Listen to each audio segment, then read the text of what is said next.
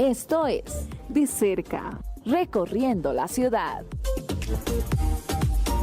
A continuación, el origami o papiroflexia es el arte de doblar papel con un objetivo y viene de los vocablos japoneses ori, doblar, y kami, papel.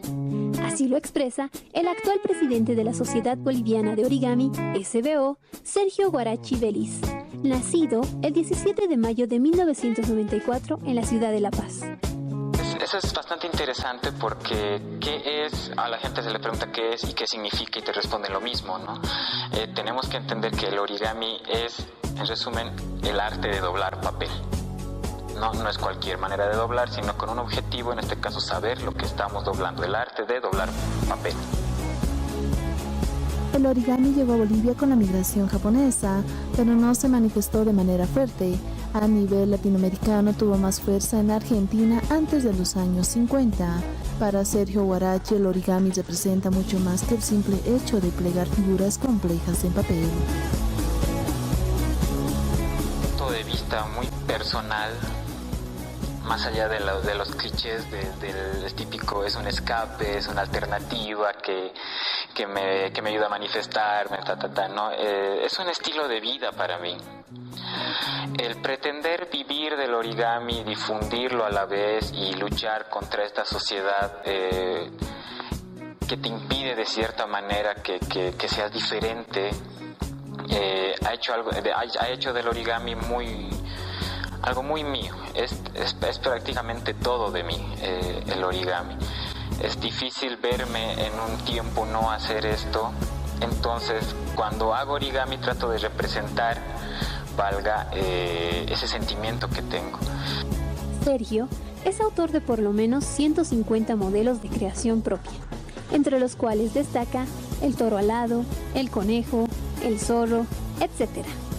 Cuenta con 16 años de trayectoria, de los cuales 10 son de carrera artística como creador de piezas únicas. Comenzó a plegar a los 8 años de edad por iniciativa de su padre, quien le enseñó a realizar una canoa de papel. Propiamente a los 8 años he comenzado a doblar figuras, ¿no? Ahí mi papá me enseñó una canoita de un rectángulo. No recuerdo bien por qué, tal vez para que me distraiga, qué sé yo, bueno, hace esto mientras. Pero ahí nace el interés de buscar más figuras dobladas. ¿Cómo es que doblando puedo obtener cierto tipo de objetos o figuras, formas? Y ahí empieza la búsqueda, ¿no? Mi papá no sabía más que unos botes, un sapito, creo, y unas cuantas naves improvisadas que él hacía, entonces yo necesitaba más. Algo destacable de los modelos de origami que realiza la Sociedad Boliviana de Origami a la cabeza de Sergio es el utilizar material reciclado, pero de un modo más artístico, utilizando una técnica de pintado del papel de modo que los que aprecien el arte del origami no noten que el material es reciclado. Bueno, ¿por qué no unirnos a la causa? Pero de maneras más interesantes. La primera era esta de la recolección de papel, pero años más atrás nosotros trabajamos con papel que desechaban generalmente, ¿no? Al principio la desechaban, luego la vendían, ahora la venden caro, ¿no? Y algunos ya ni llegan, han visto que había el negocio ahí para cierto tipo de personas, cierto tipo. Entonces ya se ha desechado el papel, bien por un lado, ¿no? Muchas veces estas hojas que llegaban en vidrios, cosas así, las botaban. A nosotros nos servía para hacer insectos, aves de más complejidad, ¿no? Ahora venden con eso. Yo idealmente evito que se note que es reciclado por razones estéticas, ¿no? El perro y el conejo son bonds de fotocopias, eran unos afiches grandes que habían desechado, esos impresos. Es el perro, ¿no? El conejo era una bond, una fotocopia, y yo los he pintado, los he tratado y nadie se da cuenta. La Sociedad Boliviana de Origami, SBO, nació de la idea de fusionar grupos dedicados al origami a nivel nacional. Fue fundado en Cochabamba un 19 de abril del 2019. Un año después, se realizó un encuentro a nivel nacional. Las actividades que realiza la SBO en La Paz son talleres gratuitos, exposiciones de galería, charlas, etc. entre talleres, exposiciones, charlas, conferencias, bueno, todo lo que estemos abiertos y también que estén dispuestos a colaborar. Nuestro fuerte sí son los talleres gratuitos que damos en la biblioteca. Hacemos exposiciones, teníamos las mega exposiciones en la Casa de la Cultura, en la que se nos cedía los 3 pisos de la Casa de la Cultura, y hemos llenado primero una sala con unos 100 modelos, hemos subido a 500, la última hemos tenido más de 1000 figuras en exposición, acompañado del tercer Congreso Latinoamericano de Origami, el tercer y el primer encuentro internacional de artistas acá, de origamistas, que fue bastante interesante. Entonces, pero todo era gratuito para la gente, no se les cobra nada, no se les pedía nada, solo papel. Ponen desuso en este favor de reciclar, apilamos papel, lo hacemos cuadrados o de la figura que necesitemos y les enseñamos con eso mismo, ¿no?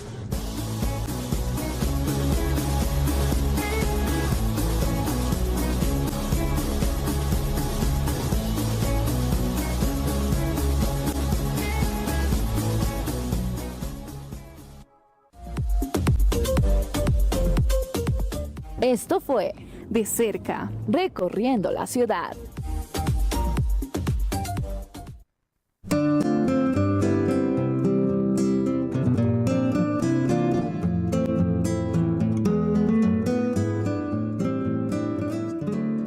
Muchísimas gracias, María, por esa linda nota de color que hablaba sobre el origami, el arte japonés para desestresarse, me imagino. Y bueno, ya hemos terminado con la parte de desestresante y ahora vamos a estresarnos un poquito con las realidades de nuestro país.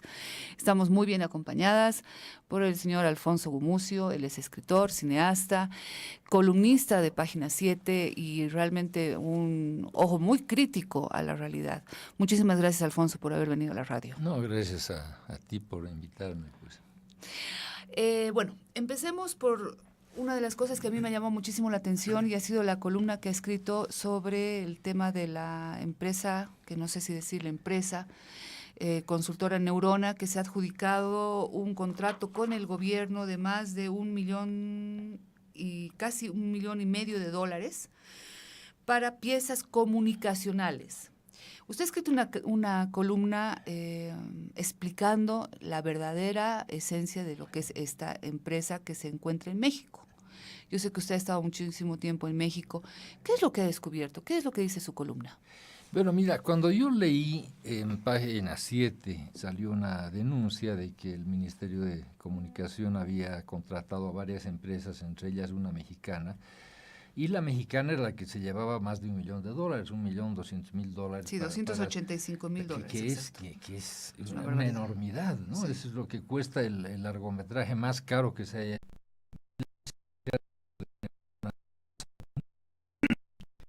A Google Maps vi la dirección en Coyoacán, yo conozco bien México, y tú sabes que en Google Maps puedes poner Street View, puedes bajar a la calle y ver el edificio, y veo una cosa de 2 pisos, sin ningún letrero, nada, y bueno, qué curioso, dije, ¿no? Entonces dije, bueno, de repente la foto de Google todavía no la han actualizado, ¿no? Debe ser un edificio corporativo de 20 pisos, qué sé yo.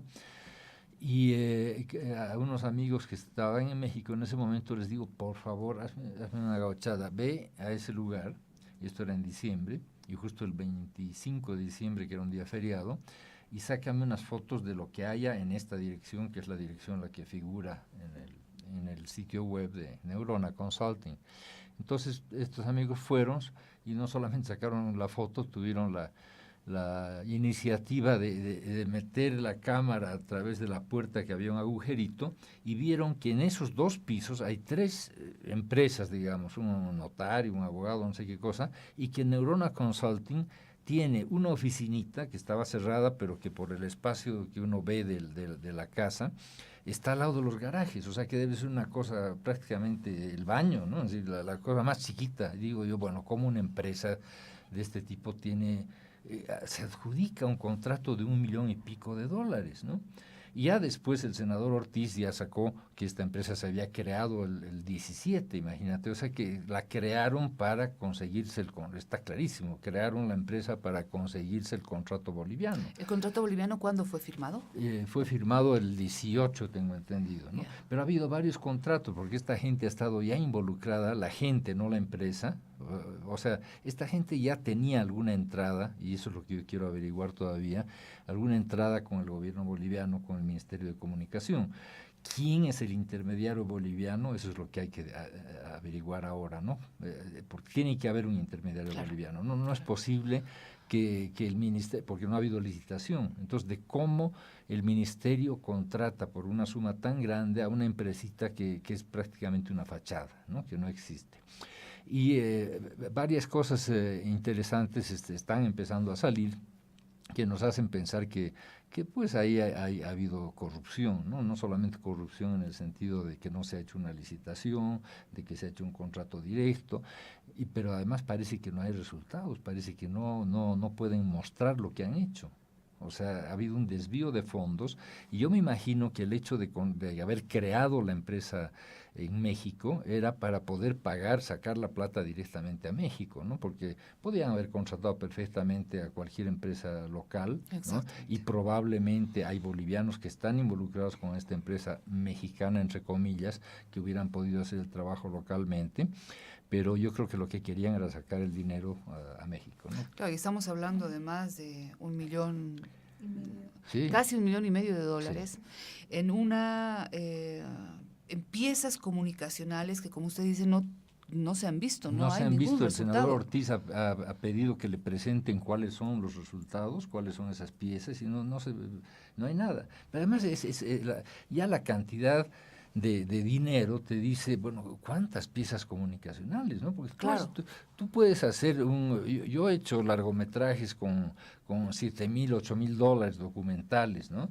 Publicidad puede ser un poquito más cara, ¿no? Pero normalmente uno calcula y dice $1,000 o $2,000 por minuto, ¿no? Pero 1,000,000 y pico de dólares, eso significaría una cantidad de piezas que, bueno, yo no las he visto en ningún lado, nadie las ha visto, ¿no? Sí. Además que no es la única empresa que está haciendo eso, ¿no? Porque tienen todo un aparato montado, tienen gente contratada para hacer spots, para intervenir en las redes virtuales, etcétera, ¿no? O sea, no hemos visto los resultados. O sea, para mí es francamente desvío de fondos y yo espero que el senador Ortiz exija de una vez que le respondan y que le muestren qué es lo que esta empresa ha hecho. Una de las cosas que usted también dice es que desde el 2014 al 2019 el presupuesto de comunicación ha aumentado 10 veces su monto, ¿no?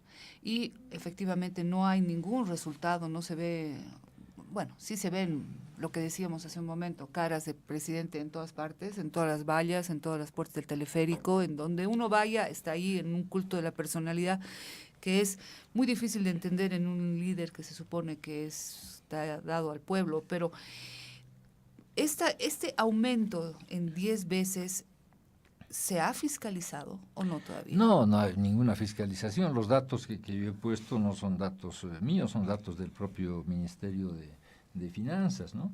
Son los datos que ellos publican y que nos muestran evidentemente que en los últimos 10 años ha aumentado exponencialmente la asignación de recursos al Ministerio de Comunicación, que yo le llamo Ministerio de Propaganda, pero lo más grave es que esos recursos, incluso los que había hace 10 años, son tan grandes, tan inmensos, que superan todos los recursos que eran destinados en los gobiernos anteriores a los ministerios de comunicación o a la Secretaría de Informaciones de la Presidencia, porque en realidad eso es lo que había antes, ¿no?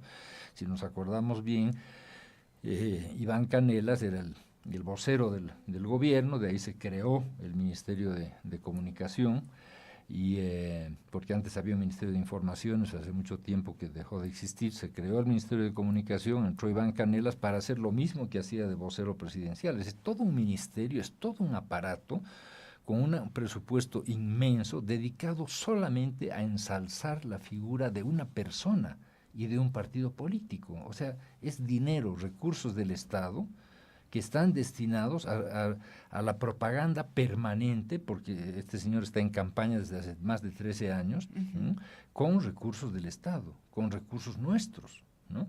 Y eso me parece muy grave, porque no ha habido nunca un antecedente en los gobiernos anteriores, ni siquiera en las dictaduras militares, donde se destine tantos recursos, tanta plata, para promocionar a una persona, ¿no? Y de ahí vemos que el rostro está en todos los lugares, en todo el país, en un pozo de agua que se inaugura, en una escuela, en cualquier acto que se haga, está siempre la foto del presidente, como si fuera de su bolsillo, ¿no? Y los recursos que obviamente se están empleando en una escuelita o en un hospital o en una carretera, son recursos del Estado, no salen de su bolsillo, no es un regalo de él, el teleférico no lo ha regalado él, de hecho era un proyecto de Ronald McLean hace muchos años, pero no había recursos, ¿no? Entonces, este endiosamiento del personaje no tiene precedentes en Bolivia y no tiene precedentes tampoco en América Latina, ¿no? En ningún país que yo haya visitado, y yo viajo bastante, he visto la cara del presidente en todo lado, en todas las carreteras, en todas las obras que hace el Estado. Es dinero del Estado, no es dinero de una persona. Claro, es nuestro dinero, claro, son nuestros claro. aportes. Deberíamos estar todos nosotros ahí puestos en quizás, claro, una foto estamos, colectiva. Una sí. foto colectiva Sí. de cada uno, ¿no? Entonces es un problema ético muy serio, ¿no? Muy serio. Yo creo que no debe haber en el mundo otro país donde la foto del presidente aparezca en todas partes. Quizás Corea del Norte, ¿no? Con la familia de Kim Il-sung y sus hijos y nietos y demás. Pero no he visto yo, ni en Cuba, por supuesto, ni en Cuba. Pero eso es gravísimo, Es eso es muy gravísimo, grave, es muy porque grave. estamos hablando de que un ministerio que debería estar al servicio del pueblo informando sobre asuntos estatales se ha puesto a servicio de una sola persona para hacer campaña política con invitaciones encima que son directas, que se adjudican de forma directa, no hay Totalmente. licitaciones abiertas. Entonces, es clarísimo que hay un tema de corrupción acá, pero ahora, ¿quién lo va a fiscalizar? Bueno, lo que pasa es que este gobierno controla todos los poderes, ¿no? Entonces no hay poder judicial, no hay contraloría, no hay independencia en ninguna de las instituciones. Desde que llegó Evo Morales, una de las primeras medidas fue anular lo que había, que eran las superintendencias, ¿no? Superintendencia de bancos, superintendencia de hidrocarburos. Ahí empezó la corrupción. Anuló la superintendencia de hidrocarburos, le hizo un decreto, porque este gobierno, más que los gobiernos militares, ha funcionado con decretos, no con leyes. ¿No? Las leyes se han hecho después porque tiene mayoría en el Parlamento, pero nunca un gobierno ha hecho tantos decretos para poder actuar de una manera arbitraria. Entonces uno de los primeros decretos fue autorizar a Santos Ramírez que podía hacer contratos por montos mayores a los que eran permitidos cuando había la superintendencia de hidrocarburos. Y ahí viene la corrupción de Santos Ramírez, ¿no? Cuando empieza a hacer contratos por más de 80 millones de dólares y cobrar el 10%, y ya sabemos lo que pasó con la empresa Cutler y con el joven empresario corrupto también que fue asesinado. ¿No? Sí. Entonces, desde el principio de este gobierno, el patrón, digamos, del uso de bienes del Estado arbitrariamente, sin transparencia, no solamente sin licitación, sin estudios de factibilidad, se hacen un montón de obras para gastar el dinero, porque ha habido mucho dinero, ha tenido la suerte de tener mucho dinero, y no hay pues estudios de factibilidad. Por eso es que hay reportes ahora de carreteras que apenas están terminadas y ya están con agujeros, ya están mal. Yo he visto en Cochabamba un programa de viviendas, ¿no? Que dice Mi Casa o no sé qué cosa, Huevo Cumple, etcétera, donde estaban 200 casas abandonadas, y yo preguntaba, ¿y por qué no están ocupadas? Dice, porque no tiene ningún sentido cómo las hacen, no les dan ningún tipo de terreno como para que cultiven aunque sea hortalizas, y traen gente de Potosí o donde sea Cochabamba para ocupar esas casas, y esa gente que no tiene trabajo, que no tiene tierra, empieza a robar en las vecindades, ¿verdad? Hasta que la gente se calienta y lo saca, ¿no? Entonces había 200 casas completamente vacías porque el proyecto está mal diseñado, y eso está pasando en el 80% de los programas que se llaman Bolivia Cambia, Evo Cumple, ¿no? Sabemos que el ministerio que más dinero recibe del presupuesto nacional es el Ministerio de la Presidencia, más que el Ministerio de Gobierno, más que el Ministerio de Defensa. Obviamente 4 veces más que educación, 5 veces más salud, ¿no? Entonces, el presidente él dice que ya no hay gastos reservados, pero su caja chica, para decirlo de alguna manera, tiene 600 millones de dólares al año, de los que él dispone arbitrariamente para hacer, qué sé yo, refaccionar o hacer una escuelita en cualquier punto del país, ¿no? Que le debe costar 10,000 o 15,000 dólares, y gasta más en el avión, en el vuelo, en la preparación del espectáculo que van a armar, la transmisión de Bolivia TV, y gasta más que lo que le ha costado refaccionar esa escuela, ¿no? Y eso lo hace todos los días 5 veces, porque está en diferentes lugares todos los días, ¿no?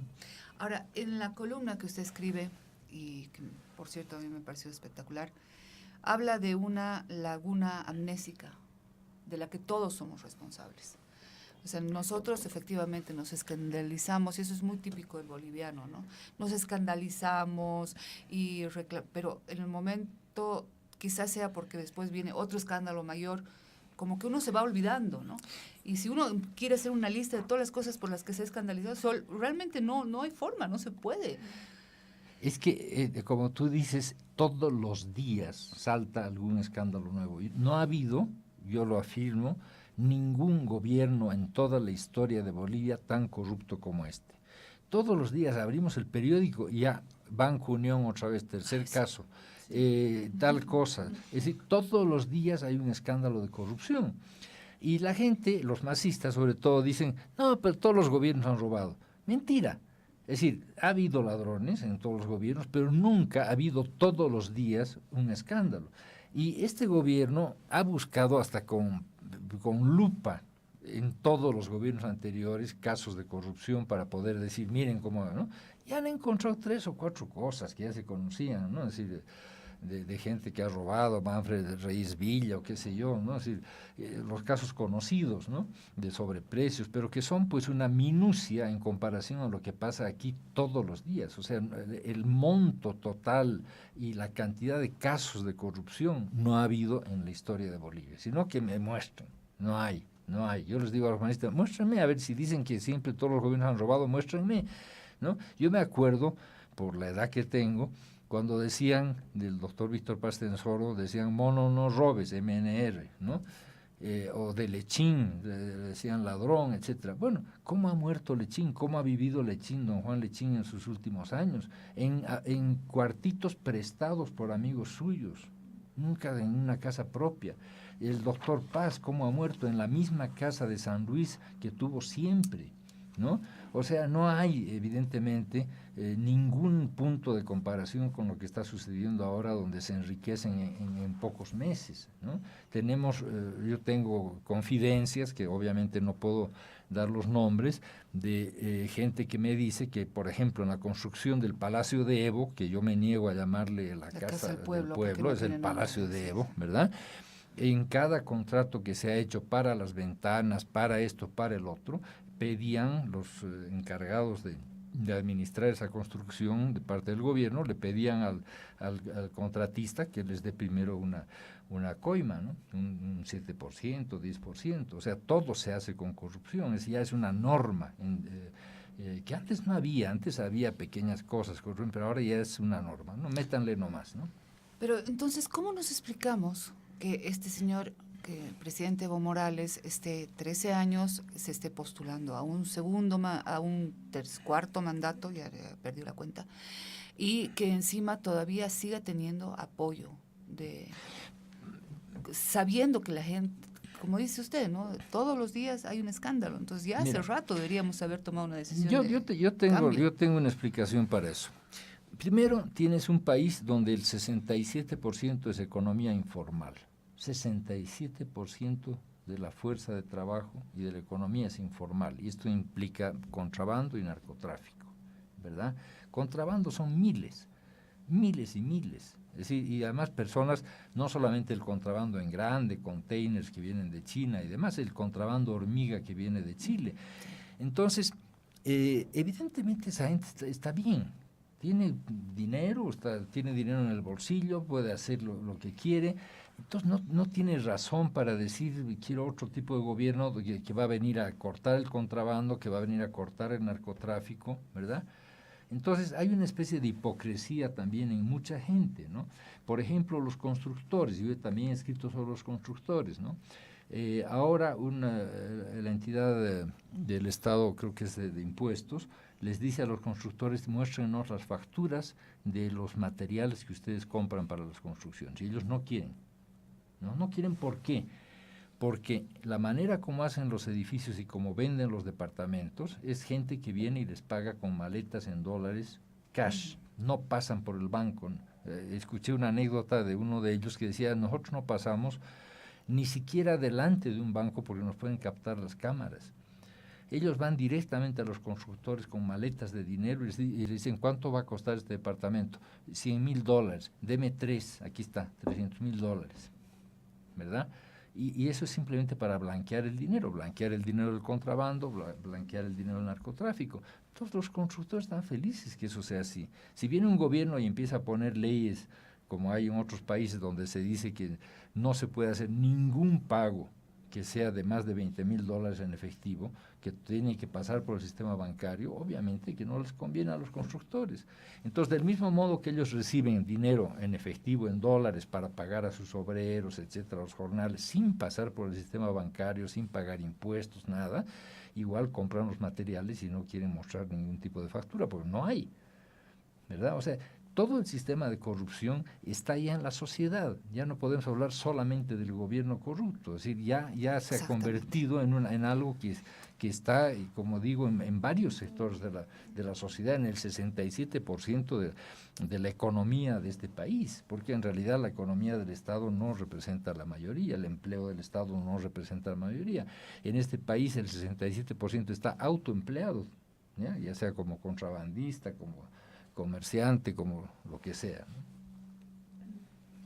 De hecho, muchos opositores ya se han puesto a trabajar, de hecho, sobre el tema de fiscalizaciones y demás, pero prácticamente para el gobierno esto ya es algo, no sé si natural sería la palabra correcta, o es que simplemente siempre buscan tapar el oficialismo con otros temas, como en su momento pasó con la telenovela de el romance entre Gabriela Zapata y el presidente Evo Morales, o como se hizo también con el Fondo Indígena, o incluso ahora, digamos, por el tema de un año electoral. Entonces ellos el único escudo que, si usted me corregirá si estoy equivocada, el único escudo que tal vez utilizan hasta el momento es el hecho de que por ser un año electoral, muchos opositores tratan de opacarlos o de mancharlos con este tipo de fiscalización. Sí, lo que pasa es que hay una distorsión muy grande, ¿no? Tenemos un gobierno autocrático, ¿verdad? Uh-huh. Algunos le llaman dictadura, pero yo le llamo gobierno autocrático. Perdón, donde, ¿cuál es la diferencia entre autocrático y dictadura? Porque ha sido un gobierno electo, pero que está actuando como una dictadura, Okay. pero formalmente no es una dictadura, ¿no? Okay. Es un gobierno de un autócrata, una persona que decide todo, ¿no? Esa es la idea. Okay. Y tiene una mayoría parlamentaria perversa, ¿no? Perversa porque nos pueden hablar de la paridad, que es el único país después de Gambia o no sé qué otro de África que tiene paridad en el Parlamento, etcétera. Uh-huh. Las mujeres en el Parlamento son levantamanos, salvo 2 o 3 que son las que destacan, el resto de las señoras que están ahí de diputadas, senadoras, lo único que hacen es levantar la mano para votar, ¿verdad? Entonces, con esa mayoría parlamentaria es muy difícil que cualquier acción de la oposición de fiscalizar, etcétera, prospere.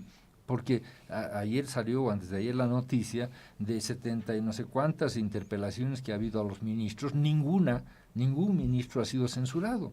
Entonces, si un opositor como el senador Ortiz o cualquier otro pide un informe a un ministerio, etcétera, se presenta el ministro, hace su informe y la mayoría parlamentaria del MAS va a decir, perfecto, claro, aceptamos eso. Entonces, no hay manera de fiscalizar, como no hay poder judicial independiente, ¿verdad? No hay Contraloría, no hay nada independiente en este país, todo está controlado por el Ejecutivo, por el presidente directamente. Entonces, solo con un cambio de gobierno se van a poder hacer auditorías y se va a poder descubrir todo lo que ha pasado. Si no, no podemos. Así como usted mencionaba la frase de que muchas personas dicen, de que todos los gobiernos han robado y ya lo ven como algo natural, el tema de la corrupción. Incluso hay muchos bolivianos también, bueno, algunos comentarios que también he escuchado, es el hecho de decir que bueno, todos los gobiernos robaban y no hacían nada, por lo menos este hace y roba, entonces dejemos que haga prácticamente lo que a él le parezca conveniente, ¿no es cierto? Ahí hay una otra distorsión, es decir, la gente tiene una visión muy superficial de las cosas, ¿no? ¿Cómo le explica uno a la gente que justo cuando este gobierno entró, América Latina en general, la economía de América Latina mejoró sensiblemente, no solamente Bolivia, los ingresos de los gobiernos de América Latina, salvo 2 o 3 países, crecieron enormemente, ha habido un crecimiento económico en América Latina, no ha sido esta idea falsa de la nacionalización, y no se nacionalizó ni un lápiz, ¿no? Siguen las mismas empresas, se renegoció el precio nada más del gas, pero este gobierno fue beneficiado, bueno, obviamente en lo político, en la imagen internacional en muchos sentidos, pero en la parte económica, con más dinero del que hayan recibido todos los gobiernos anteriores. Ningún gobierno anterior había recibido tanto dinero, ¿no? Entonces, ¿qué ha hecho este gobierno? No ha invertido, ha gastado. ¿Cuál es la diferencia entre gasto e inversión? Gasto es que te hace carretera, te hace un hospital, pero no está invirtiendo en generación de fuentes de empleo permanentes, ¿no? Hay fuentes de empleo hasta que se termina la carretera, hasta que se termina la construcción de la escuelita, hasta que se termina tal cosa, ¿no? Y todos esos proyectos, además, estamos viendo, hay muchos reportes de que se están cayendo en pedazos, ¿no? Los aeropuertos, el Alcantarilla ha tenido problemas, sí. El Oruro ha tenido problemas. Es decir, todo se hace para gastar la plata, para decir, estamos haciendo cosas, aquí está el sello, pero en realidad son obras que no son sostenibles, que no se van a amortizar, que ya tienen problemas de estructura, que se están deteriorando, ¿no? Y todos los días salen fotos y vemos que las mismas canchitas, los coliseos, es decir, todos tienen problemas de construcción, etcétera, no son sostenibles, ¿no? Entonces, es toda parte de la campaña. Estamos invirtiendo, dicen ellos, no, están gastando nuestro dinero en cosas que no son sostenibles y alguien en algún momento va a tener que pagar ese dinero, ¿no? Cuando podría haber sido tan fácil hacer ese gasto, pero hacerlo en obras que realmente duren, entonces, o sea, yo no estoy justificando, ni mucho menos jamás lo haría la corrupción, pero digo, o sea, no es suficiente para ellos ser corruptos, también hay que ser ineptos, o sea... Lo que pasa es que si uno quiere hacer las cosas bien, primero tiene que hacer estudios de factibilidad, ¿verdad? Si uno va a hacer una carretera, etcétera, la carretera pavimentada Orinoca, por ejemplo, un estudio de factibilidad hubiera demostrado que esa carretera no es necesaria porque está la otra carretera que va directamente a Salinas de García Mendoza y a Uyuni. Ese desvío a Orinoca es solamente porque ahí nació el presidente. O sea, en términos económicos, esa carretera, un estudio hubiera demostrado que no era necesario, ¿verdad? Y así pasa con muchas obras. ¿Cuánto tiempo ha estado el hospital del Alto vacío, ya construido, sin médicos, sin aparatos, sin nada? Porque no prevén todo eso, no hacen un estudio de factibilidad. ¿Cuánto vamos a necesitar? ¿Cuántos médicos? ¿Cuántos aparatos? 3 años ha estado parado, ya construido, porque no han previsto esas cosas. Entonces, confunden la educación con construir una escuela. No. Yo me acuerdo en Asia, me impresionó mucho que la escuela, el concepto de escuela, era un gran árbol con una hermosa sombra y los niños debajo del árbol con sus cuadernos y la maestra, sentados en el suelo. Eso vivió en Bangladesh, ¿no? Pero el concepto errado de la educación es tenemos que tener una escuela, unas paredes, esto y lo otro, ¿no? Y no importa, no se fijan si tienen que tener mejores maestros, no se fijan si tienen que tener mejores textos, o sea, la calidad de la educación no ha mejorado. La calidad no ha mejorado, por eso es que no tienen terror de meterse en cualquier análisis internacional comparativo como el examen de PISA y demás, ¿no? Porque no quieren que se vea que seguimos siendo en la cola, que seguimos estando en la cola en materia de educación, en materia de salud en América Latina, ¿no? Entonces, esos gastos en edificios y en cosas así, a la gente le impresionan y el gobierno, o sea, obviamente lo usa muy bien en su publicidad diciendo hemos hecho tantas escuelas, tantos kilómetros de carreteras, ¿no? Y la gente no piensa que ese es un gasto de la bonanza que ha tenido Bolivia y que podría haberse invertido en crear industrias, en crear cosas que son más sostenibles y que pueden dar empleo sostenible, porque el día que el cambio del dólar sea el cambio real, porque ahorita es un cambio artificial, y que el contrabando entonces ya no se justifique, mucha gente va a quedar sin empleo. Mucha gente va a quedar sin empleo porque es un empleo, son autoempleados porque hacen contrabando, porque tienen pequeños comercios, etcétera. ¿Qué va a pasar con ese 67% de la fuerza laboral cuando la economía sea una economía regulada, sea una economía seria, sin corrupción, etcétera, ¿no? Ahí va a venir un problema muy serio. Yo no le deseo a nadie, la verdad, lo que va a venir después de este gobierno, porque el dinero se está acabando. Además, cabe mencionar de que entre el 70 y 80% de los gastos, incluso préstamos que se hizo el gobierno, se ha ido, como lo mencionaba el invitado, ha sido un gasto, más el 70-80% fue en carreteras. Y carreteras que, como usted mencionaba, las que están culminadas prácticamente están mal hechas o están ubicadas en un lugar, bueno, que no apto, ¿no es cierto? Que no estaba, ni siquiera había estudios que den paso a que realmente se realice este tipo de carreteras, y otras que están inconclusas, pero que ya incluso se había terminado de pagar el hacer la carretera, pero quedaron inconclusas. Y eso también lo ha pedido el senador por Unidad Demócrata, el señor Yerko Núñez, y muchos informes se han pedido a la ABC que hasta el momento no han mencionado y tampoco se atreven a dar una conferencia o al de relacionarse con los diputados opositores para aclarar este tipo de casos. ¿Les parece si hacemos una pausa? Y me encantaría que después, cuando volvamos, podamos hablar un poco de lo que acaba de decir, qué se nos va a venir después de Perfecto. 2018, el 2019, el 2020, el 2025. Si es que no ganas, hasta 2025. Hacemos una pausa y enseguida regresamos con Voz de Libertad.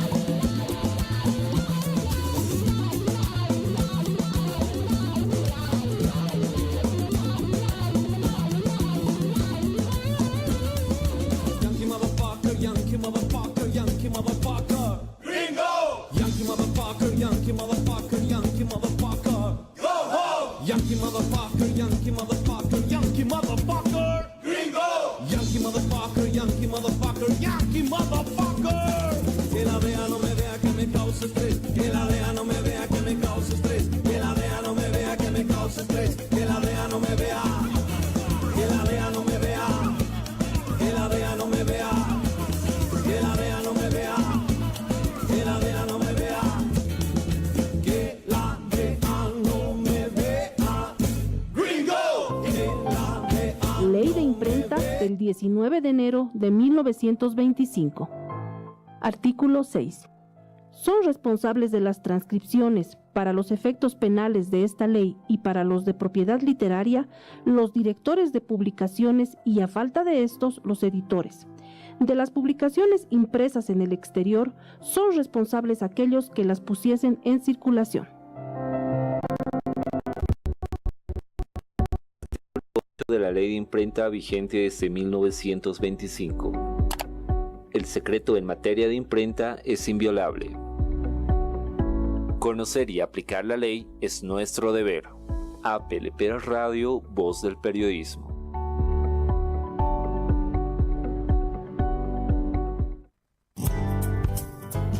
Soy Juan Carlos Salazar, periodista paseño desde hace varias décadas y muy contento también por la inauguración de APL Radio. Y yo creo que es un proyecto muy importante porque es un nuevo espacio para la información libre, para la información independiente, la información plural, que es muy necesario en este momento en el país.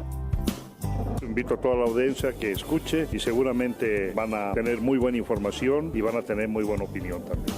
Sintoniza PLP, libertad de expresión. Sintoniza PLP, la voz del periodismo. Escucha PLP, sin censuras ni presión. Déjanos expresar tu voz.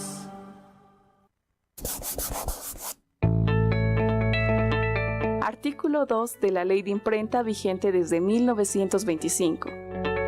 Son responsables de los delitos cometidos por la prensa o por cualquier otro modo de exteriorizar y difundir el pensamiento los que firmen como autores una publicación, los directores de diarios, revistas y publicaciones periodísticas y los editores.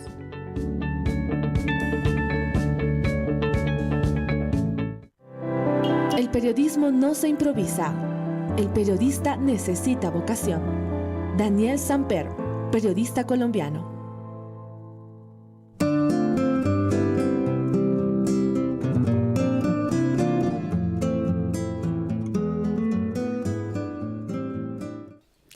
Bien, continuamos con su revista informativa Voz de Libertad y estamos, como lo mencionaba hace unos momentos Mónica, estamos muy bien acompañadas por el periodista boliviano, escritor y bueno, también cineasta Alfonso Gomucio, nos está acompañando. Estamos hablando sobre el tema de corrupción, sobre todo lo que está aconteciendo ahora en Bolivia y que de hecho también es muy importante.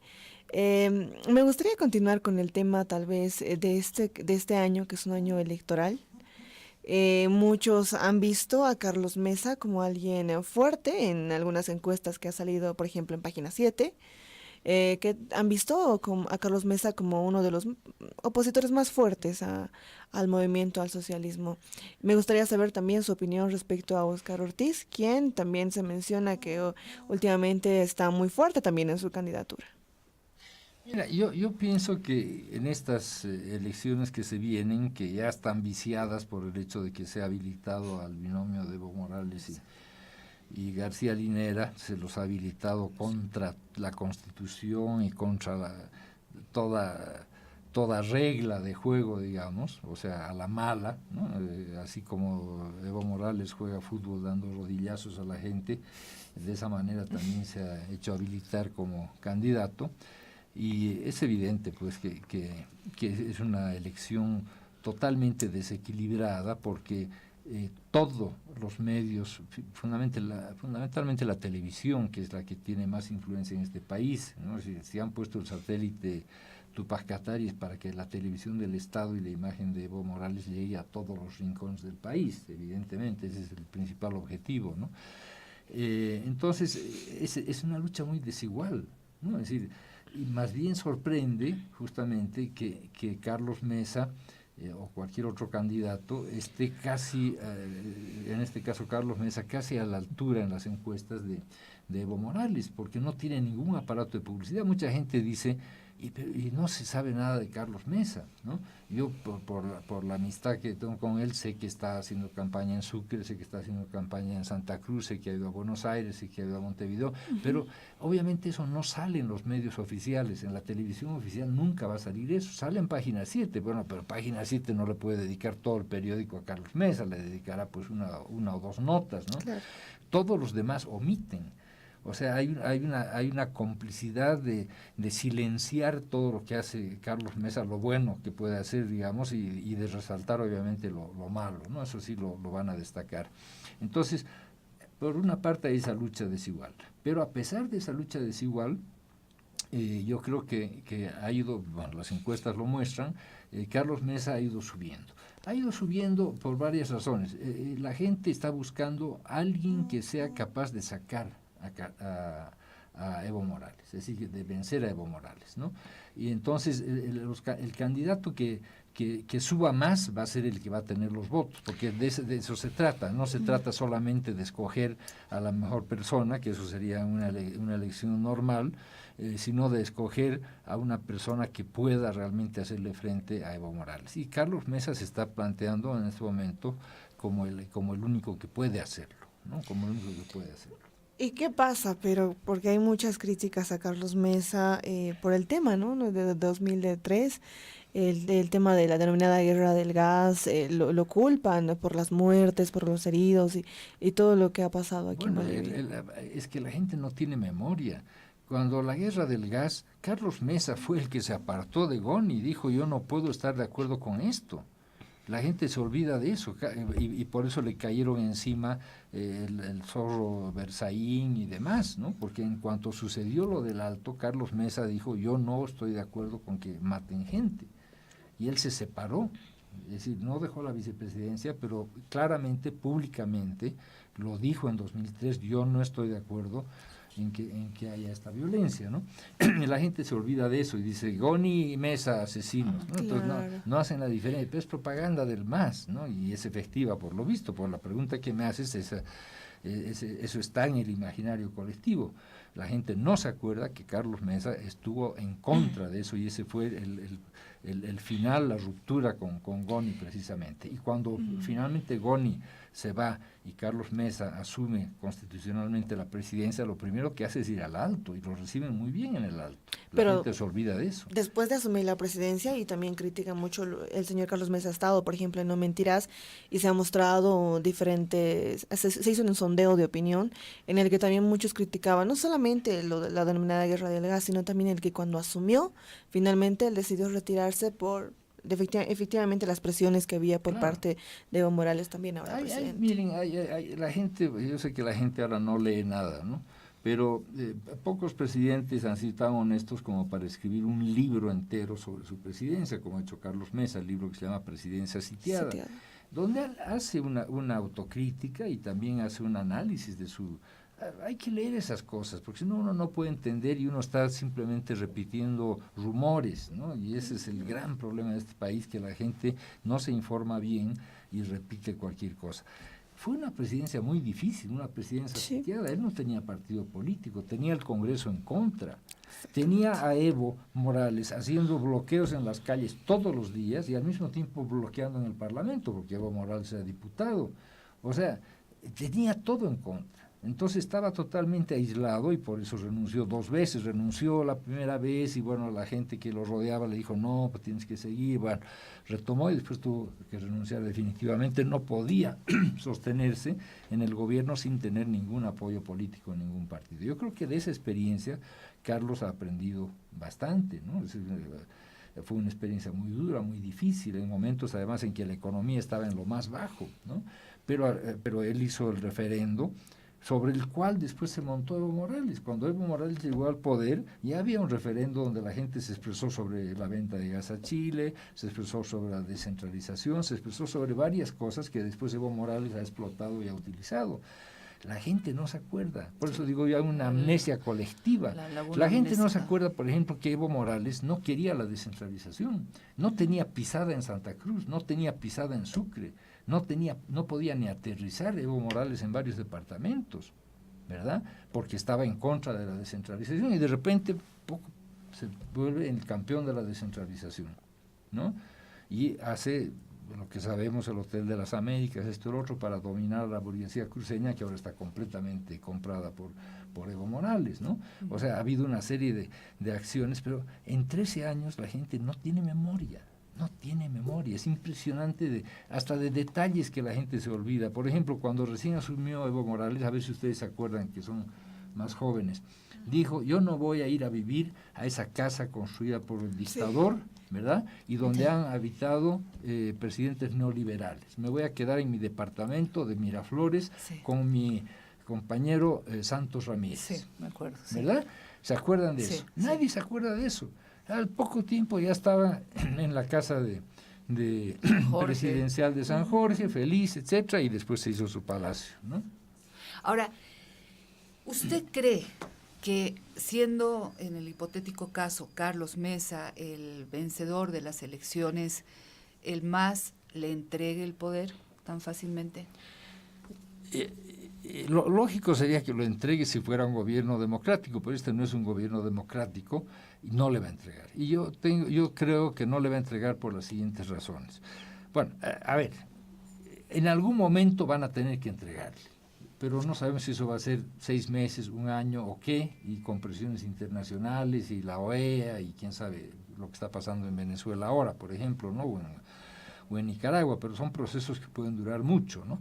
Pero no le van a entregar inmediatamente, porque si Carlos Mesa o cualquier otro que llegara a la presidencia es un demócrata, una persona democrática, lo primero que tendría que hacer es un juicio de responsabilidades a Evo Morales y a todo su equipo por el uso indebido, la malversación de fondos del Estado, ¿verdad?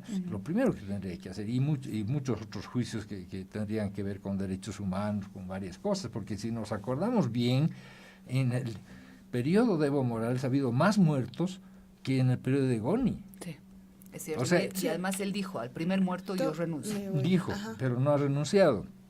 Ya suman, no sé, cerca de 100 de muertos, hay alguna gente que lleva la lista. Entonces, evidentemente hay una serie de juicios que le van a caer encima. No van a poder librarse de esos juicios ni siquiera fugándose a Guinea Ecuatorial, donde ya tienen asilo asegurado, puesto que lo han recibido aquí con honores al dictador Obiang, que está 40 años de dictador en Guinea Ecuatorial. Ya, obviamente que esa visita no fue gratis, le dieron el Cóndor de los Andes, ya tienen ahí una posibilidad para irse a escapar y seguir hablando castellano en el único país de África donde se habla castellano todavía, ¿no? Entonces, yo creo que por esa razón, para no enfrentar los juicios, van a hacer lo posible para no entregarse. Van a inventar alguna cosa de que hubo fraude, de que, qué sé yo, de que Carlos Mesa está invalidado, algo van a hacer para tratar de no entregar el poder. Ya deben estar, por eso está Quintana de regreso aquí, por eso tienen una oficina de inteligencia, entre comillas, porque no son muy inteligentes, que están planeando la próxima acción fuerte, algo grande están planeando, que va a distorsionar todo el proceso para llegar a las elecciones, ¿no? ¿Podríamos, en el peor de los casos, hablar de una intervención del ejército, siendo que tanto el ejército como la policía están absolutamente cooptados por el gobierno? Por eso no va a haber, va a pasar como en lo que está pasando en Nicaragua y en Venezuela. Es un escenario muy posible aquí, ¿no? El ejército está muy feliz con este gobierno, a pesar de que los insulta, los degrada, en fin, ¿no? Celebra al Che y no al ejército, en fin, todas esas cosas que irritan a algunos oficiales, pero no a la cúpula, y la policía igual, la policía de base está descontenta, pero los que van asumiendo los cargos y uno tras otro sale por corrupción, que es lo más interesante. Todos los jefes últimos de la policía han ido saliendo por casos de corrupción. Es inédito que en este país el que era zar, el jefe máximo de la lucha contra el narcotráfico, está preso en Estados Unidos por narcotráfico. Son cosas de este gobierno, ¿no? Que son impresionantes. Pero bueno, en ese sentido digo yo que es muy difícil que el ejército y la policía se pongan del lado del pueblo, ¿no? Yo creo que van a defender sus intereses, van a defender los intereses del gobierno, y cada vez más se va a militarizar el Estado, como está sucediendo en Venezuela, que las principales empresas del Estado están ya en manos de militares, igual que en Nicaragua, ¿no? O sea, hay una cúpula ahí que se está cubriendo, ¿no? Con una coraza para que no se resquebraje y no haya, digamos, algún sector que se oponga, digamos, a lo que la cúpula decide, ¿no? Acaba de hablar de un tema muy interesante, y es el apoyo, obviamente, que tiene el gobierno venezolano de parte de su ejército. Y hablando del tema de venezolano, ¿cómo cree usted que nos va a influir a nosotros como Bolivia, y cómo va a afectar al siguiente gobierno después de Evo Morales este apoyo incondicional que le está dando Evo Morales a Nicolás Maduro, sobre todo el criterio internacional y sobre todas las instituciones que han dicho que es un gobierno ilegal? Mira, yo pienso que Venezuela está en una situación tan dramática, tan caótica, que Evo Morales puede decir misa en favor de Venezuela, eso no va a cambiar absolutamente nada. Nos hace quedar mal como país, evidentemente, ¿no? Porque un autócrata está defendiendo a un dictador que hizo elecciones fraguadas hace unos meses para seguir en el poder, ¿no? Entonces, el que queda mal es Evo Morales, pero también queda mal el país, ¿no? Pero no le veo más importancia que esa, ¿no? Y lo que me preocupa sí es Venezuela, ¿no? Venezuela, un país que era el más rico, un país con una riqueza impresionante. Yo me acuerdo que hace muchos años se decía que había un dato de que era el país, por ejemplo, que más whisky consumía, ¿no? Que uno iba a una oficina a las 10 de la mañana y le ofrecían un whisky en lugar de ofrecerle un café, ¿no? O sea, era una bonanza extraordinaria, y está ahora en una situación calamitosa, ¿no? Que se la puede, el gobierno la atribuye al imperialismo, ¿no? ¿Y cuál será? Porque realmente no hay una intervención directa, ¿no? El hecho de la escasez, por ejemplo, en Venezuela es lo que mucha gente no entiende, ¿no? Mucha gente dice, no, pero ahí hay un sabotaje porque no hay cosas en los supermercados, es la culpa de la derecha, del imperialismo y demás. Lo que pasa es que Venezuela ya no ha pagado sus importaciones hace años. Por eso es que hay líneas aéreas que han suspendido sus vuelos, por eso Colombia ya no les vende ni papel higiénico, porque no pagan sus deudas. O sea, importaban cosas, pero que es típico de un país igual que Bolivia,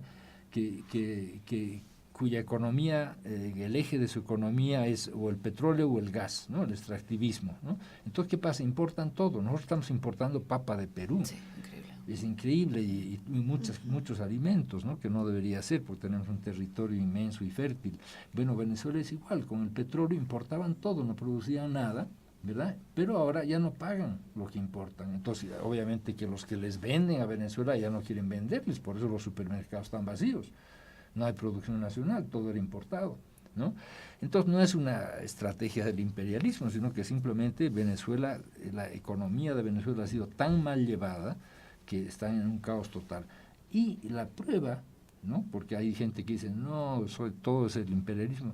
Hay 3 millones de venezolanos que están por el mundo buscando cómo sobrevivir. 3 millones de exiliados que no son políticos, son económicos, gente sin trabajo, y que ya están causando problemas sociales en Ecuador, en Colombia, que son los dos países receptores de venezolanos, ¿no? Entonces, ese dato deberíamos pensarlo bien. Entonces, la gente que dice, no, lo de Venezuela es simplemente una estrategia del imperialismo, bueno, ¿y cómo explican los 3 millones de exiliados? Y ahora, la actitud del gobierno de Evo Morales hacia este tema es bastante cuestionable, siendo que incluso las Naciones Unidas ha pedido a Bolivia que deje de expulsar a los refugiados venezolanos. Es algo realmente doloroso pensar en eso. Y hablando de Venezuela, también de Nicaragua, ¿cómo ve usted y cuáles cree que son los motivos por los que los socialistas, los llamados socialistas del siglo XXI, Kirchner, Correa, Lula, bueno, obviamente Maduro en algún momento tendrá que salir, Ortega en Nicaragua, hayan tenido esta caída cuando en algún momento fueron vistos como la solución de los problemas, como una panacea. Mira, yo he vivido en Nicaragua y he vivido inmediatamente después del triunfo de la revolución sandinista. He trabajado con el gobierno sandinista. Tengo el orgullo de haber trabajado con el comandante Modesto, que es ahora uno de los que está en la oposición. Se ha mantenido siempre en la oposición. No se ha beneficiado de la piñata que se llama en Nicaragua el robo de la apropiación de bienes privados por personas del gobierno. Y evidentemente son pocos de los 9 comandantes que eran los máximos dirigentes de la revolución sandinista, son como 3 o 4, bueno, 2 han muerto y son 3 o 4 los que están en contra de Ortega, y los otros simplemente se han vuelto hombres de negocios, ¿no? Y es decir, Bayardo Arce, que es el brazo derecho de Daniel Ortega, es uno de los tipos más millonarios que hay en Nicaragua, ¿no? Además tiene su equipo de béisbol, se la pasa en fiestas y esto y el otro. Es un tipo que moralmente ofrece una imagen totalmente degradada. Hay imágenes de donde se lo ve que lo están sacando completamente borracho de un estadio, en fin, ¿no? El hermano de Ortega, Humberto Ortega, que se dice ahora de oposición, pero se benefició con el tráfico de armas, vive en Costa Rica y es uno de los hombres más ricos de Costa Rica. O sea, esa revolución se deterioró completamente, ¿no? Y Ortega, igual que Evo Morales y que Maduro, pues les gustó el poder. Obviamente el poder les gusta, tienen todo, deciden todo, ¿no? No hay ninguna democracia porque el Parlamento está en su favor, han destruido ya los partidos de oposición, los han anulado. Bueno, entonces el caso es que la economía de Nicaragua, peor que la de Venezuela, no tiene un sostén. Tenía el sostén del petróleo que le mandaban los venezolanos, pero ahora ya no lo tiene. Entonces vivía del turismo. Pero con una situación de violencia como la que se ha vivido en Nicaragua, con cerca de 500 muertos, hay otro tanto de centenares de presos políticos, han tenido que exiliarse varios periodistas tan importantes como Carlos Fernando Chamorro, que está ahora en Costa Rica, en fin. En esa situación el turismo obviamente baja. ¿Quién va a querer ir a un país así? Claro. ¿No? Entonces, los problemas, ¿y por qué se sostiene? Por la policía y por el ejército. O sea, se sostiene solamente con la violencia, ¿no? Y la comunidad internacional no está tomando una posición firme, que es lo que pasa también muchas veces, ¿no? Que son declaraciones de Naciones Unidas o de la Unión Europea, pero claro, ¿qué más pueden hacer? Sí podrían hacer, quizás cortar toda la ayuda económica, ese tipo de cosas, ¿no? Pero es cuestión de tiempo. Venezuela y Nicaragua, para mí, este año tiene que resolverse eso, porque no puede ser que el pueblo esté sufriendo tantas privaciones y problemas como sucede en ambos países, ¿no? En Bolivia tienen todavía un colchón económico, se están gastando aproximadamente $1.000 millones anuales de las reservas, de 15.000 que llegaron a estar en un momento, creo que están en 8.000 ahora. Entonces todavía tienen un colchón gastándose el dinero que tienen en reserva, ¿no? Pero yo quería decir algo más sobre Venezuela. Es totalmente injusta. Es decir, obviamente que Evo Morales no conoce de historia y no conoce de nada, ¿no? Pero la gente que ha estado exiliada en Venezuela muchas veces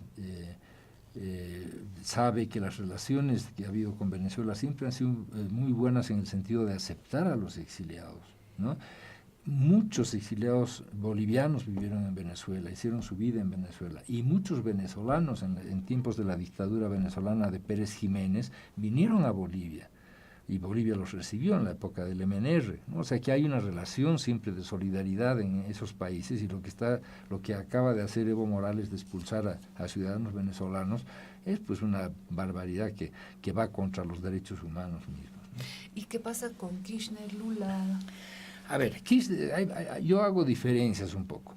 Los Kirchner eran corruptos siempre, desde que antes de ser presidente Néstor Kirchner, cuando era gobernador, ya se hablaba de la corrupción de ambos, ¿no? O sea, ahí hay un tema de corrupción muy, muy, muy serio, pero el peronismo es el peronismo y siguen teniendo apoyo. Eso es lo interesante. Es decir, Cristina Kirchner sigue teniendo apoyo de un sector peronista que se niega a ver la cosa de la corrupción. ¿no? Porque ya hay datos demasiado evidentes, ¿no? Lo de los cuadernos del chofer que anotaba todas las entregas de dinero, etcétera, evidentemente era un gobierno corrupto, ¿no? En el caso de Lula, yo creo que Lula, que tiene una trayectoria de lucha y demás muy amplia, está pagando los platos rotos de su partido, del PT, que se corrompió completamente. No digo que Lula mismo no se haya favorecido, hay una acusación directa sobre un departamento, sobre unas cajas fuertes que se encontraron en su departamento con objetos que pertenecían al Estado, pero digamos que son cosas menos graves que las de sus colaboradores en el Partido de los Trabajadores, en el PT. Entonces yo creo que Lula está pagando las consecuencias de la corrupción de todo un Estado, porque no solamente el PT, está Temer ahora en la cárcel, en fin, es increíble cómo el aparato legislativo, sobre todo en Brasil, y también el ejecutivo, el poder, se corrompió en los años del PT, es lamentable, ¿no? Y eso se le fue de las manos a Lula de alguna manera y pagó las consecuencias igual que pagó las consecuencias su sucesora, ¿no? Yo hago una diferencia entre lo que ha pasado en Brasil por eso y lo que ha pasado en Argentina con los Kirchner, o lo que pasa en Nicaragua con Ortega. Toda su familia posee las empresas, canales de televisión, es decir, es exactamente lo que hizo Somoza. Ortega es el nuevo Somoza, no hay ninguna diferencia. Es decir, ninguna, absolutamente ninguna, ¿no? Y en el caso de Correa y de Lenin... El caso de Correa es muy interesante. Lo que pasó en Ecuador es que Correa igual, aunque él mismo decidió que no quería ir a la reelección, sin embargo quería tener el poder, por eso nombró a Glass como vicepresidente de Lenin, ¿no? Y Lenin, que es una persona que yo considero bastante honesta, pues le salió un poco como Santos a Uribe, ¿no? Es el mismo caso, ¿no? Cuando subió Santos, que había sido ministro de Defensa de Uribe, dijo, no, este es mi gobierno, no va a gobernar Uribe a través mío, yo no soy su títere, ¿no? Y hizo los acuerdos de paz que algunos critican, etcétera, pero yo creo que Santos hizo un gobierno muy interesante, ¿no? Que realmente permitió que Colombia, después de 60 años de violencia, llegue a un momento en que, con todos los problemas que haya paz, ¿no? Ahora la gente dice, sí, pero estos están sueltos, mataron a mi familia y ahora están haciendo política democráticamente. No había muchas salidas. Sí, había que firmar la paz como sea para acabar de una vez con eso, ¿no? Y Santos lo logró. En el caso de Lenin, tiene enemigos dentro del propio Estado, porque el Estado es todavía correísta, pues tantos años de gobierno de Correa, entonces tiene dentro, ahora las últimas elecciones lo han demostrado, tiene enemigos dentro del propio aparato del Estado, y Correa está prófugo porque tiene acusaciones muy serias y tiene juicios, pero tiene todavía mucha fuerza dentro del Estado ecuatoriano, ¿no? ¿Les parece si hacemos una pausa y continuamos? Porque todavía tenemos mucha tela por cortar. Demasiado. Hacemos una pausa y enseguida regresamos.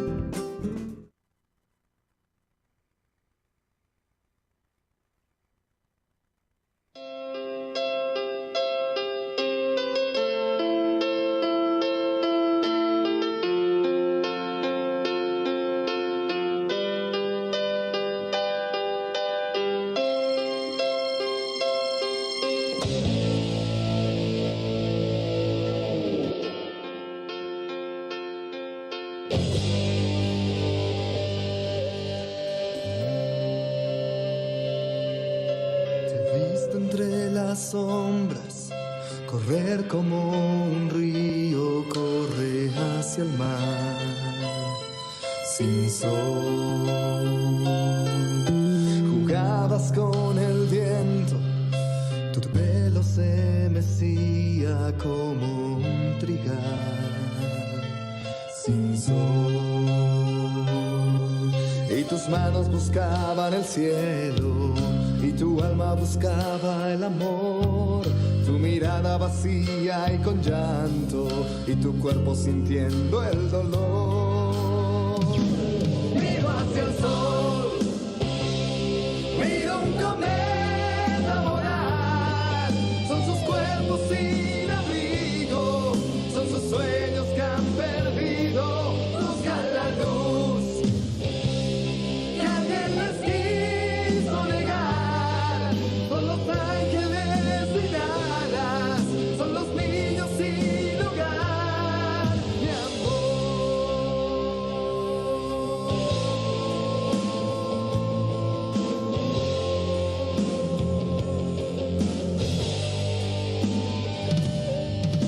tu cuerpo se siente débil, te duele el olvido en tu corazón sin luz. Tu mente no lo comprende, le busca un motivo a tu existir sin luz. Y la conciencia les grita a los hombres que no te deben olvidar. Y tus ojos están suplicando que alguien me puede ayudar. Miro hacia el sol, miro un cometa volar, son sus cuerpos sin abrigo, son sus sueños que han perdido, buscan la luz que alguien les quiso negar, son los ángeles sin alas, son los niños sin hogar, mi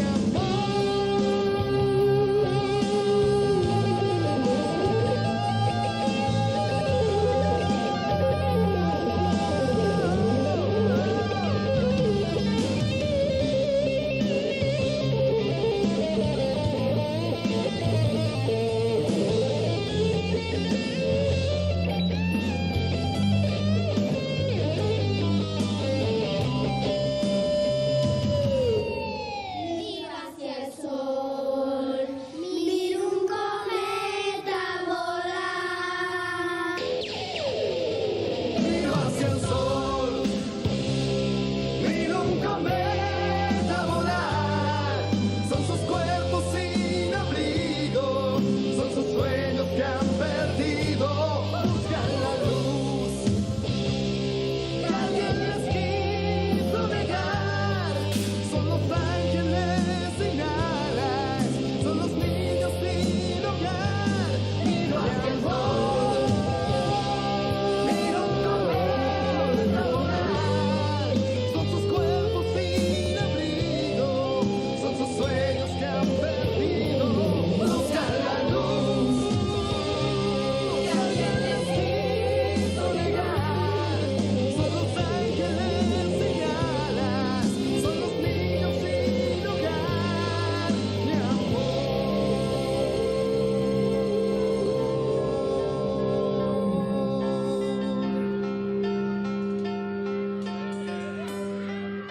Miro hacia el sol, miro un cometa volar.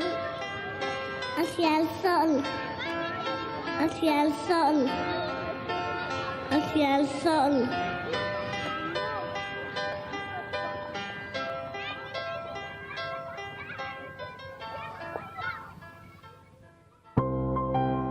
Ley de Imprenta del 19 de enero de 1925. Artículo 6.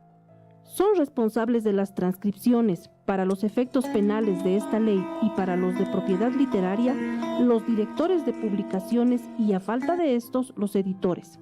De las publicaciones impresas en el exterior son responsables aquellos que las pusiesen en circulación.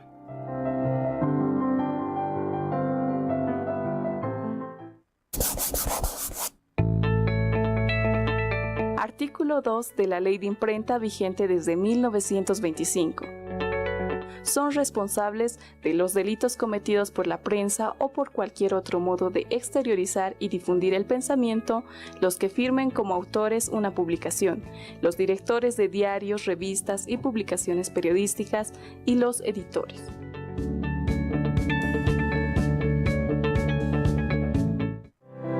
El periodismo no se improvisa. El periodista necesita vocación. Daniel Samper, periodista colombiano.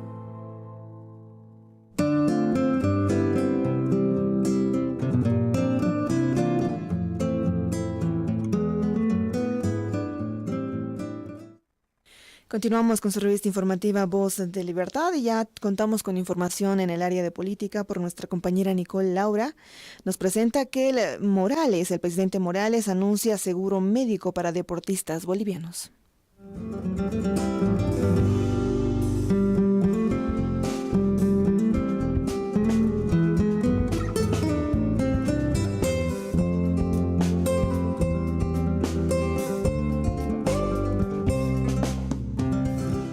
El presidente Evo Morales anunció hoy la dotación de un seguro médico para los deportistas bolivianos durante el lanzamiento del programa Tuncas en la Casa Grande del Pueblo.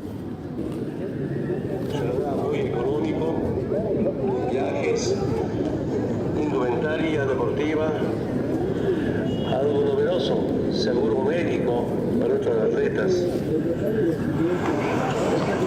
entrenador, equipo multidisciplinario, centro de formación, como también inscripciones para panamericanos. Morales señaló también que los deportistas bolivianos recibirán apoyo económico en la realización de sus viajes y tendrán centros de formación. Asimismo, manifestó que el Estado dará un incentivo a los deportistas bolivianos que logren obtener una medalla de oro de $30.000, a aquellos que obtengan una medalla de plata $20.000 y aquellos que logren alcanzar la medalla de bronce $10.000. Un esfuerzo de ustedes para el bien de nuestra querida Bolivia. Queremos nuevamente ratificar, tenemos tantos proyectos. En el informe Nicole Laura La Paz.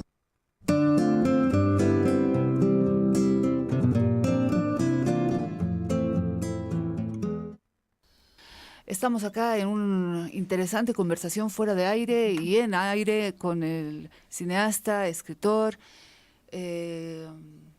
analista, yo le diría político, porque realmente sabe muchísimo, Alfonso Gumucio. Deli, tienes una pregunta muy importante. Sí, respecto también en el área de política, estamos en un año electoral. Me han llegado comentarios desde las bases de Comunidad Ciudadana que se les es muy difícil llegar a su máximo líder, en este caso Carlos Mesa, y por ello también ha sido muy criticado y muchos incluso hasta me atrevería a decir que en su momento se han visto desanimados.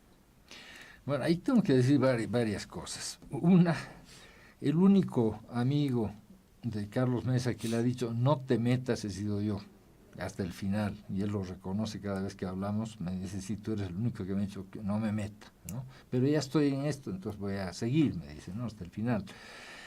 Le he transmitido también esa percepción, ¿no? de la gente, de que no puede acceder a él, incluso gente de su propio equipo que está trabajando en el programa que van a presentar, en el programa económico, etcétera, dice que no tiene suficiente contacto con él. La explicación que yo tengo es que él no ha estado mucho en La Paz, ha estado viajando, viaja muchísimo, prácticamente todas las semanas, y su campaña la ha empezado en Tarija, en Sucre, en Potosí, en Santa Cruz, etcétera, y va a cerrar en La Paz, o sea, no ha estado prácticamente en La Paz, además de las invitaciones internacionales que le hacen, que ha estado la semana anterior en Buenos Aires, que ha estado en Uruguay, etcétera. No digo que eso sea una excusa, pero en parte explica el hecho de que todavía no se ha reunido con muchos grupos aquí, aunque se ha reunido con líderes de opinión hace pocos días, con quienes escriben en los periódicos, columnas y demás, se ha reunido con ellos, ha aceptado todas las preguntas, todas las críticas, etcétera, y es receptivo en ese sentido, ¿no? y lo hace directamente. Pero es cierto que también mucha gente dice, pero no sabemos lo que está haciendo Carlos Mesa, ¿dónde está? Se ha perdido, no aparecen las noticias, ¿no?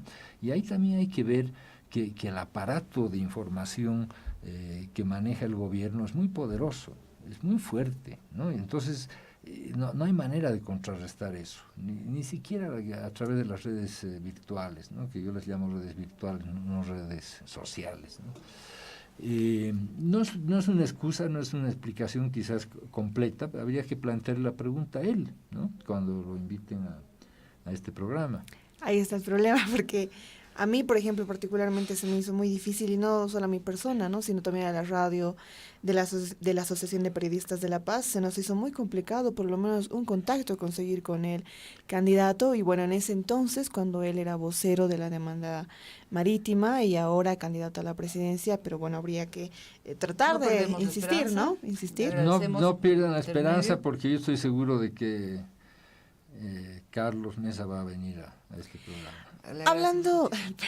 Hablando de Carlos Mesa, respecto a el tema, lo que han denunciado los diputados Rafael Quispe y Wilson Santamaría la pasada jornada, respecto a todo el dinero, 1,5 millones, si no me equivoco, que se llevó Carlos Mesa en la demanda marítima. Dicen, Carlos Mesa en la demanda marítima como vocero junto al equipo.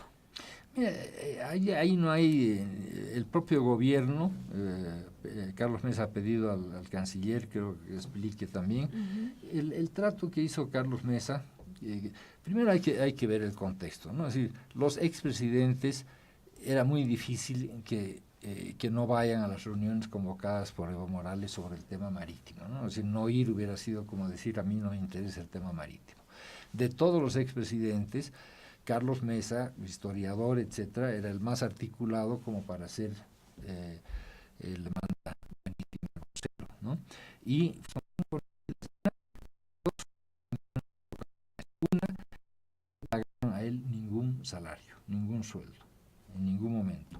Y dos, que él mantenía su independencia política y podía seguir escribiendo y opinando sobre el gobierno. Lo que sí pidió, evidentemente, es un apoyo logístico. Entonces pidió que, obviamente, los viajes que hiciera como que dicen los años de la demanda marítima se refieren a eso, se refiere a los viajes, se refiere a los sueldos de las dos personas que colaboran con él en el tema de la demanda marítima, ¿no? Pero él, a mí me consta que las dos condiciones que puso y que el gobierno lo dijo además, son esas, ¿no? Que no recibiera él ningún salario personal y que mantuviera su independencia política, cosa que ha hecho, pues porque ahora está como opositor. Ahora, el tema de la oposición, haciendo un poco de autocrítica, que creo que lo que le falta a la oposición es autocrítica. En este momento se están enfrentando Óscar Ortiz contra Carlos Mesa por el tema del 1 millón de bolivianos que se supone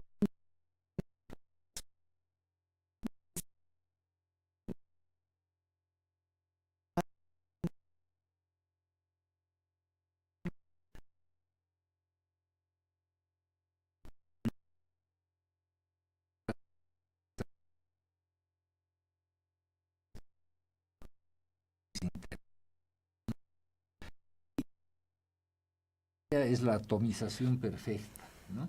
Pero hay varios factores ahí. A ver, evidentemente la estrategia de Ortiz es crecer para la primera vuelta de las elecciones.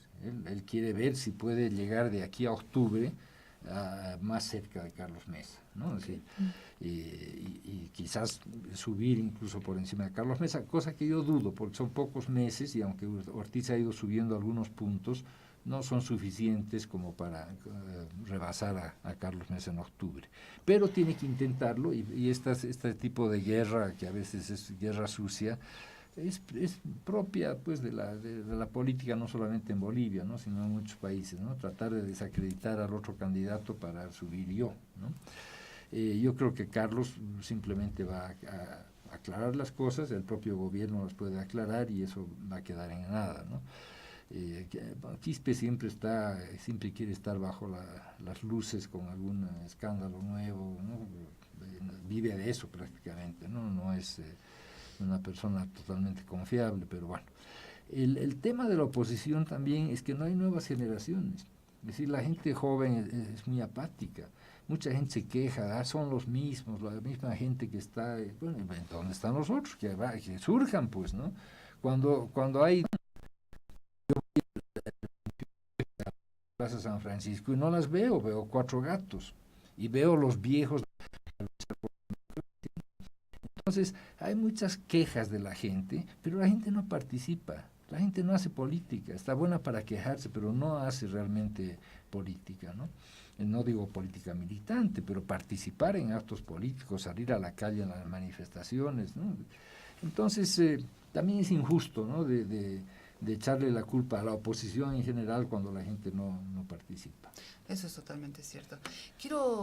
Empezamos nosotros con el tema de la empresa, entre comillas, Neurona, a la que se le dieron una ingente cantidad de dólares, más de 1 millón, exactamente, $1.285.000 para piezas comunicacionales, las cuales yo no he visto, no sé, nadie ha visto por lo que sé.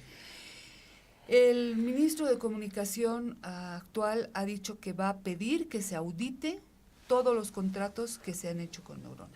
¿Qué le parece eso? A mí me parece excelente, ¿no? Es decir, he leído, yo no lo conozco al ministro, pero parece una persona seria, a diferencia de las ministras anteriores, y bueno, ya este hecho demuestra que él está interesado en aclarar las cosas, ¿no? Ahora, el caso de Neuronas es un caso, porque este gobierno, el 80% de los contratos que da este gobierno son sin licitación, y vuelvo a repetir, sin estudio de factibilidad, sin proyecto, ¿no? Simplemente se da la plata a cambio de un pequeño contrato. Pero, don Alfonso, está contra la Constitución eso, se tiene que hacer una licitación abierta. ¿Qué pasa? ¿Por qué dan un contrato directo a todo? ¿Quién dice que la Constitución la respetan? Eso es lo más paradójico en este país.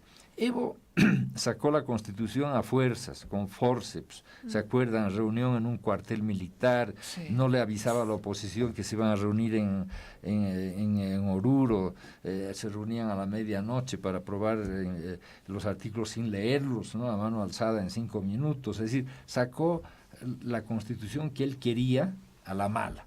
Bueno, y los bolivianos dijimos, ya, esa es la Constitución, la vamos a respetar, ¿no?, con ese sentido de respeto por la Constitución. ¿Quién es el primero que viola siempre la Constitución?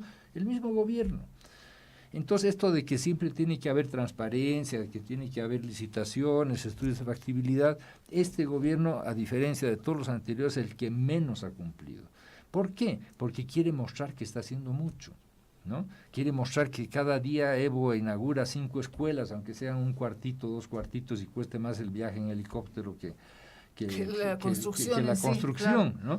Entonces, evidentemente, esos $600 millones que él dispone libremente y todas las licitaciones que hacen los ministerios, los contratos sin licitación que hacen los ministerios y demás, son parte de la lógica de este gobierno, de la lógica del métanle nomás, ¿no? Después ya mis abogados van a arreglar, métanle nomás, y eso pasa desde los líos que hay con la Toyota, que es escandaloso que el gobierno tenga esa relación con una empresa privada que es Toyota, ¿no?, que nombre de embajador en Japón al gerente de Toyota me parece una cosa ya antiética y moral, incluso sí, no hay palabras. No hay palabras, ¿verdad?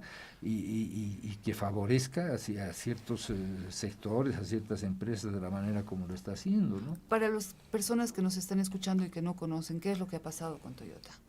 Bueno, evidentemente uno ve, todos los ministerios tienen Toyota, ¿no? O sea, no hay licitación, compran directamente. Además, nunca un gobierno ha comprado tantos vehículos. O sea, los presidentes, ¿cómo se desplazaban antes? A ver, incluso Goni, Carlos Mesa, los anteriores, tenían siempre el mismo auto. Creo que Goni cambió un auto por un BMW, pero siempre era un auto, no había esta caravana que parecen luces de Navidad, de 6 vagonetas con luces y sirenas y esta cosa escandalosa, y que no es solamente el presidente, cualquier ministro, para sentirse más importante, y yo los veo porque yo troto en la mañana a las 6:30 de la mañana por la Costanera, los veo pasar con sus luces cuando no hay tráfico, no necesitan hacer tanta laraca, ¿no? Además de que van a una velocidad mayor de la permitida en la costanera, sí, pero van con todas sus luces de Navidad para decir yo soy muy importante. No se sabe quién es porque son vídeos polarizados, ¿no? Todo se ha distorsionado. Años antes, por ejemplo, los vehículos oficiales tenían una placa amarilla, que uno podía distinguir que era un vehículo oficial, y si uno lo veía en un mercado, decía, ¿qué hace este vehículo oficial con esta señora comprando en un mercado? Ahora no, porque son vehículos que tienen placas normales, pero son vehículos del Estado, pero usados de la manera más arbitraria posible, ¿no? Entonces, todas esas cosas son las distorsiones pequeñas y grandes que tiene este gobierno y que la gente desmemoriada no se da cuenta o no quiere darse cuenta. Ya cerrando la entrevista, ya tiempo de agradecerle y enviar un saludo muy especial a una oyente que nos sigue siempre, la señora Mónica Zamora. Quiero preguntarle, ¿cuál es el papel de Álvaro García Linera detrás de todo esto? Porque hay mucha gente que dice, no, sí, Evo Morales, pero el cerebro detrás de toda estrategia del gobierno es Álvaro García Linera y Juan Ramón Quintana. ¿Qué piensa usted de esto? La verdad que no sé, no tengo ninguna cercanía con ninguno de ellos como para saber en qué están. Asumo por lo que se sabe a través de la información que Quintana está detrás de los montajes más importantes que ha hecho el gobierno, desde el Hotel de las Américas, el Porvenir y los que vendrán, ¿no? Como ex militar que fue entrenado por los militares de Estados Unidos, ¿no? Y al mismo tiempo en la Escuela de Américas, y al mismo tiempo alguien muy cercano a la inteligencia cubana, ¿no? O sea, es un mix. Es un mix completo y un personaje bastante enigmático, que yo entiendo que alguna vez dijo, en todo gobierno a alguien le toca hacer el trabajo sucio y en este gobierno me toca a mí, ¿no? Lo dijo él mismo, a alguien. Entonces, digamos que de Quintana, bueno, además su relación con Gabriela Zapata, la pérdida del celular donde estaban los mensajes entre ambos, todo ese manejo que ha hecho es totalmente turbio, es un personaje turbio, sin duda, ¿no? Álvaro García Linera es todavía un personaje misterioso para mí, porque yo no sé hasta qué punto realmente tiene influencia sobre Evo Morales, no podría decir. Yo creo que Evo Morales puede escuchar a mucha gente, pero al final él toma las decisiones solo, ¿no? Y no creo que nadie tenga suficiente influencia como para hacerle cambiar de opinión, es mi percepción, pero digo, no sé más que eso. ¿Tienes alguna otra pregunta, Deli? No, ya cerramos el tema más. Me interesaba mucho el tema de la política, el tema de todo lo que se está dando, ¿no? Lamentablemente, lo digo lamentablemente, entre oposición. Se están dando palo cuando el enemigo está pues al otro lado, tal vez. El movimiento del socialismo, ahí deberíamos apuntar en cuanto a sacar temas de corrupción, en cuanto a fiscalizar y entre otras cosas, pero a ver, esperemos que lo que vaya a pasar ya en octubre, para el 20 de octubre, una semana se adelantó las elecciones generales y bueno, también ha sido algo que ha causado muchas críticas al respecto. Sí, ¿por qué? ¿Por qué se ha adelantado una semana? Se adelantó una semana porque una de las bases de votantes favorables al MAS está evidentemente en Argentina, y el mismo día son las elecciones en Argentina.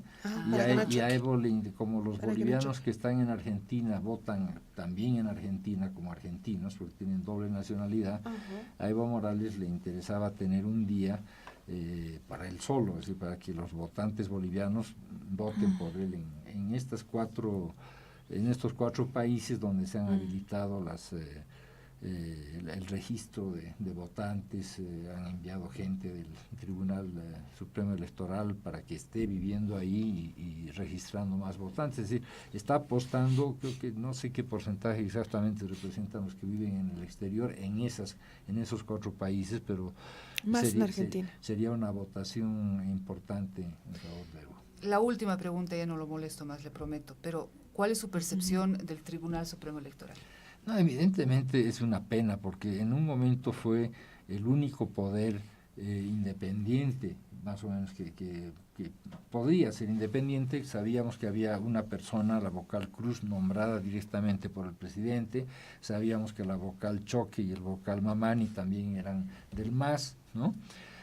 Pero teníamos al vocal Costa, al vocal Exeni, vocal Dunia y la presidenta Katia, que digamos eran institucionales, ¿no? Eran gente más institucional. Sin embargo, no sabíamos que el vocal Exeni por debajo estaba ya negociando con la vicepresidencia la ley de partidos políticos, de manera que favoreciera al MAS, ¿no? De que se hicieran las primarias en estas elecciones y no como se había planteado inicialmente en las siguientes elecciones. En fin, eso desequilibró totalmente el Tribunal Electoral. La salida de Exeni al día siguiente de haber hecho la jugada esta dejó desconcertada a la presidenta, a Costas, a Dunia, a los independientes, a los institucionales, que poco a poco fueron renunciando, menos Costas, que no se entiende por qué sigue ahí, puesto que los otros 6 vocales son del MAS, absolutamente plegados al gobierno. Entonces ya no hay un poder independiente electoral. Podemos esperar cualquier cosa porque reciben instrucciones directamente del Ejecutivo, como en esto del adelanto de las elecciones y cualquier otra cosa que le pide el Ejecutivo, el poder electoral lo va a acatar, ¿no? Porque igual que el Parlamento, igual que la Asamblea Plurinacional, solamente acatan lo que dice el Ejecutivo, ¿no? O sea, no hay separación de poderes en este país, no hay ninguna separación de poderes, y eso es lo que caracteriza a un gobierno autocrático justamente, ¿no? O a una dictadura, ¿no? Que no hay separación de poderes. La última pregunta, ¿qué opinión merece el hecho de que la ex ministra de Comunicación, la señora Campero, ahora sea embajadora de Salud? Perdón, en Cuba. En Cuba. Sí, he leído la noticia esa y digo, bueno, premian la ineficiencia, ¿no? Es decir, el MAS, yo no sé si por falta de gente, porque cada vez están reciclando a las mismas personas en diferentes puestos, pero a mí me sorprende que premien con una embajada a una persona que ha sido tan ineficiente en ese ministerio, ¿no? Ha sido una de las peores ministras de los gobiernos, del gobierno de Evo Morales, ¿no? Y sin embargo la premian, ¿no? Es decir, y eso sucede con varios otros, ¿no? A veces para sacarlos del país y que no corran riesgo de juicios aquí adentro, y a veces simplemente porque no tienen otra gente y quieren reciclar la gente más obsecuente, la gente más fiel, ¿no? Bueno, ahora sí, es momento de despedirnos, agradecerle profundamente, lo hemos explotado literalmente, le hemos hablado de todo, le agradezco muchísimo que haya venido al programa, sé que ha hecho una excepción, a usted no le gusta venir mucho ni la radio, ni qué decir la tele, pero ha sido para mí, estoy también segura para Delia, un honor y un placer que haya venido. Totalmente elocuente y además muy en el punto, al grano, como se dice. Eso realmente es muy, muy importante. Bueno, pero la próxima vez espero que hablemos de cultura, de cine, de otras cosas, porque me han hecho hablar de política. No, la próxima hablamos de la ley del cine, de los nuevos, le prometo que pero entonces le agradezco y además me está abriendo la puerta para una nueva invitación. Bueno, gracias. Muchísimas gracias. Gracias a ustedes. Gracias Delia, gracias María en Controles, ha sido un placer acompañarlos como siempre en la revista Voz de Libertad, en la Asociación de Periodistas de La Paz, la radio online. No se olviden que nos pueden seguir en nuestras redes sociales, en Facebook, en Twitter, y bueno, será hasta esta tarde cuando nos encontremos de nuevo con el programa Onda Verde, donde vamos a hablar de los beneficios del Tarwi. Muy buenas tardes y que tengan ustedes un lindo resto del día.